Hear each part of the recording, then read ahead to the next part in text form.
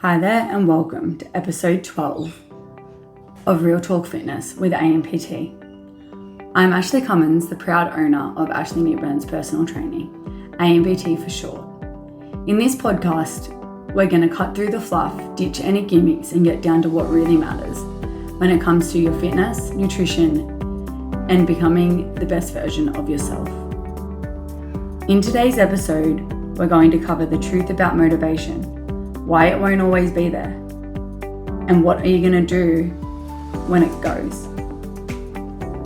Whether your goal is to build strength, reshape your body, or simply feel amazing in your own skin, you're in the right place. It's time for honest, practical advice and empowering conversations that help keep it real and help you take action. Let's do this. In this episode, we dive deep into the nature of motivation, why it feels powerful at times, but it's unreliable in the long term. We're going to learn practical strategies for discipline and building habits that can sustain your progress when motivation runs dry. Motivation is a great spark, but not a reliable fuel. Discipline and habits are the keys to long-term success. Motivation. What is it? It's often perceived as a driving force that propels us towards achieving our goals. However, it's tied to emotional states and external triggers. What do I mean by that? Emotional dependency. Motivation spikes when you feel excited or inspired, but it will go when we encounter some stress, boredom, or fatigue. Situational triggers. If you've just watched an inspiring video or listened to my podcast or experienced a burst of excitement about your new goal, this can ignite motivation temporarily. Motivation is inconsistent. These external emotional factors can fluctuate daily, making that motivation unreliable as a long-term strategy to achieve your goals. We've all heard about dopamine. I'll quickly touch on why this is important, as motivation is closely tied to the brain's reward system. Dopamine. So dopamine is released when we anticipate or achieve something rewarding, driving us to repeat behaviors that produce pleasure or success. A little bit about dopamine, I won't go too much into it, but dopamine is a neurotransmitter in the brain reward system, and it plays a central role in motivation. A little bit about how it works, how dopamine fuels motivation. Anticipation over achievement. Dopamine levels spike in anticipation of a reward, such as imagine how you feel after achieving a goal. However, the actual experience of achieving the reward often provides less satisfaction than the anticipation. That can be confusing. I'll break it down. It's the reward loop. When the brain associates certain behaviors with rewards, it encourages us to repeat those behaviors. For instance, let's use eating sweet treats after a workout might motivate you to go to the gym, but only as long as the reward remains satisfying. So an example, when you no longer get that dopamine release from eating that sweet treat after a workout, are you going to be motivated to go to the gym? What's going to happen if we constantly chase this dopamine? Our risk to burnout is high. Chasing high dopamine activities to stay motivated can lead to exhaustion, leaving you feel unfulfilled or overwhelmed. Our brain craves consistency, not just high bursts of effort. Building steady routines ensures that even when that feeling of dopamine dips of feel good, we still continue to progress. Over time, our brain becomes so accustomed to certain rewards and it makes them less motivating.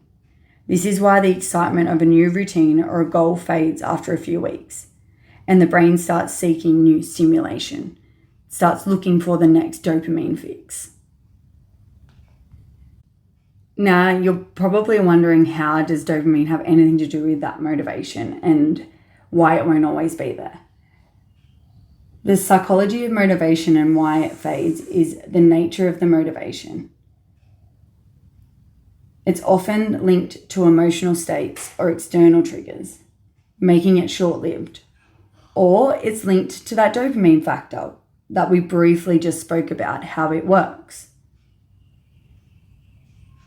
Once we understand how our brain's reward system works and what role it plays in motivation and why chasing that feel-good moment doesn't work long-term, the sooner you'll realize that we want to use this dopamine to create new habits that we can continue to do once that motivation's gone.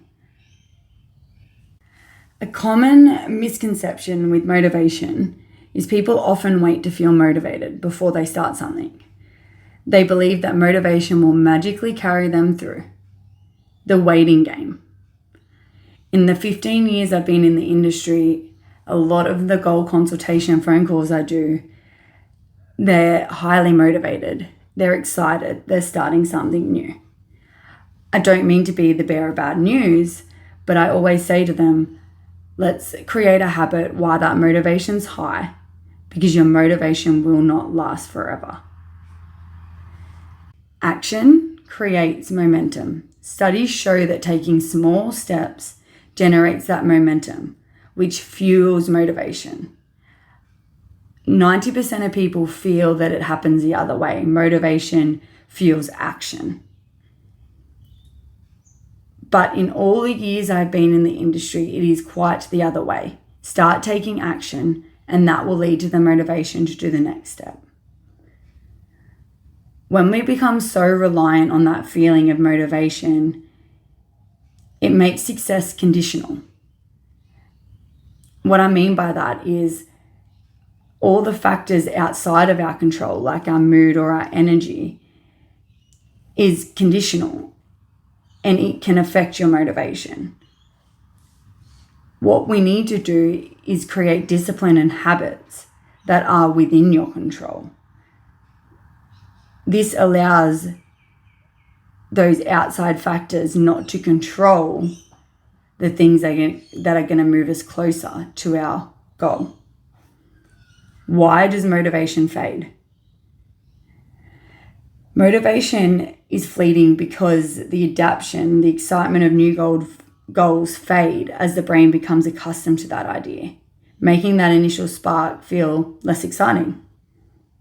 We encounter obstacles, setbacks, or challenges, and that can leave us feeling deflated and often demotivate us, especially if your expectations of yourself are super unrealistic. Lack of immediate rewards. In the fitness industry, a lot of my clients' goals are long-term. If their instant effort doesn't provide them instant gratification, they start overthinking it. And getting back to episode 11, embracing that messy middle. That messy middle is where motivation no longer is. What you can take away from today is understanding the psychology behind motivation and how we seek that dopamine feel-good hormone. You can shift your focus to building systems and habits that don't rely on emotional states. This ensures that we can continue to make progress even when motivation is not there. This leads me into talking about building habits that stick. Habits are the building blocks of consistent and productive life. Unlike motivation, which we just touched base on, it can fluctuate. Habits create a reliable structure for your progress. How do we start building habits? Micro habits. Start small. For instance, commit to a 30-minute workout 3 times a week. Over time, this builds consistency. Consistency leads to results. Understanding how a habit works. Every habit consists of 3 components: your cue, routine, and reward. Understanding and leveraging this framework is essential for creating sustainable habits. Let's talk about the cue, the trigger. A cue is a signal that initiates a habit. It can be a time of day. An example, get up in the morning, you have a cup of coffee. Number 2 is routine, the behavior. The routine is the actual habit or behavior you want to establish. In this part of the habit loop, keep it simple and specific. Ensure it's achievable and integrate seamlessly into your life. Number 3, the incentive. The reward is the payoff your brain associates with completing the habit. Rewards reinforce the habit loop and make it more likely you'll repeat this behavior. Example, the endorphin feeling you get after exercising. The satisfaction of crossing things off your to-do list.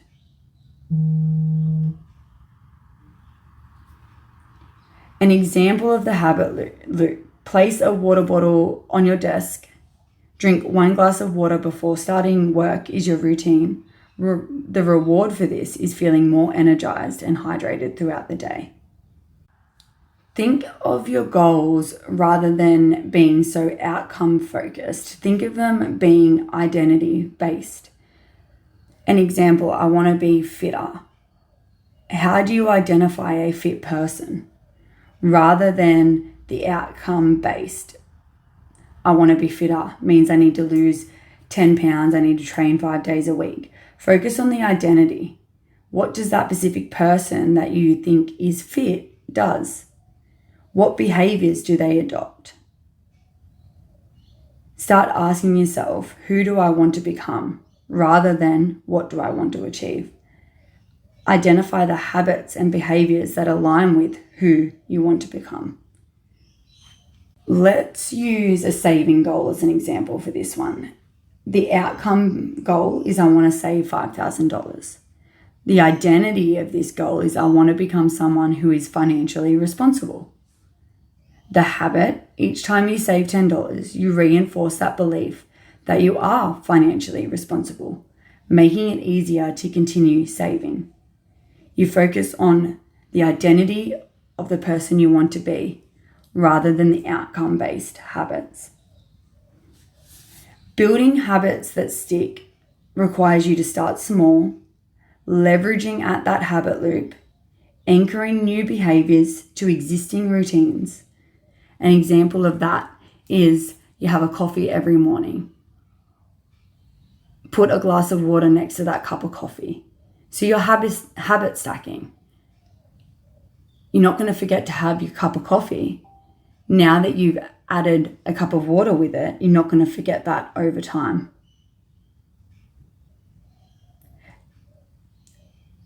Adopting an identity-focused mindset rather than an outcome-focused mindset.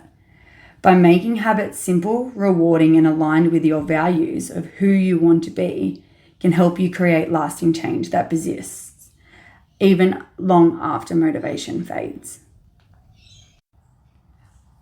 I've said it before and I'll say it again. Consistency is the foundation of long-term success. But maintaining it requires more than just willpower. It requires accountability, you tracking your progress, embracing imperfection, spoken about in episode 11, embracing that messy middle, designing effective systems that can help you stay on course, even when motivation fades. And that's a wrap for today's episode on the truth about motivation and why it won't always be there and what we do instead. If there's one thing I want you to take away, it is this. Staying consistent requires more than motivation. It demands accountability, self-awareness, and systems in place. Build a support network, start tracking your progress, embrace the messy middle, and design environments that align with your goals. Remember, consistency is about showing up, not about being perfect. Whether you're striving for a personal best, dialing in your nutrition, or just staying consistent in your routine, remember, your journey is unique, and every step forward is worth celebrating. If you've enjoyed today's episode, be sure to subscribe, share it with someone who could use a little extra motivation. Thank you so much for tuning in to Real Talk Fitness with ANPT. Keep pushing, keep progressing, and above all, keep it real.